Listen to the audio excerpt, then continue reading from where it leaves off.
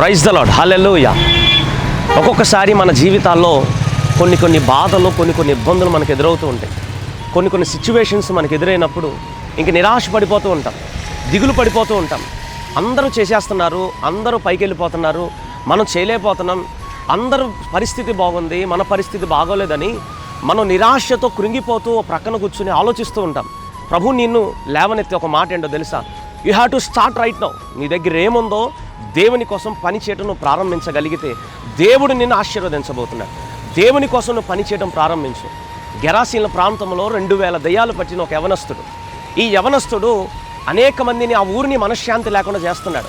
శానా అనే ఈ దెయ్యం పట్టిన ఈ వాడు మరి మనశ్శాంతి లేకుండా చేస్తున్న ఈ యవనస్తుడు ఒకరోజు తనని బాగు చేయడానికి, తనకు విడుదల పరచడానికి యేసుక్రీస్తు ఆ ప్రాంతానికి వచ్చి వీడిని విడిచి పొమ్ము అన్నాడు. ఎప్పుడైతే ఆ మాట అన్నాడో వాళ్ళు ఉన్న 2000 దెయ్యాలు వదిలి పారిపోతాయి. వెంటనే వాడు ప్రభుతో అన్న మాట, ప్రభు నేను నీతో వచ్చేస్తానయ్యా, నేను నీ వెనకమాలు ఉంటానయ్యా. ప్రభు వాడితో అన్నాడు, start right now, you have to start right now. నువ్వు దేవుని కోసం పనిచేయడం ప్రారంభించు. ఇప్పుడు వరకు నీ ఊరికి, నీ ఇంటికి, నీ ప్రాంతానికి మనశ్శాంతి లేకుండా చేసావు. ఈరోజు మొదలుకొని ఏ ప్రాంతానికి నువ్వు మనశ్శాంతి లేకుండా ఉన్నావో, ఏ ఊరిలో నీ చెడ్డ పేరు ఉందో అదే ఊరిలో దేవుని కోసం నువ్వు పనిచేయడం ప్రారంభించు. దేవుని నిన్ను మహిమకరంగా దేవుడు నిన్ను వాడుకోబోతున్నాడు. నిరాశపడొద్దు, కృంగిపోవద్దు. దేవుని కోసం మనం పని చేయడం ప్రారంభిద్దాం. దేవుడు నిన్ను ఆశీర్వదించునుగాక. ఆమెన్.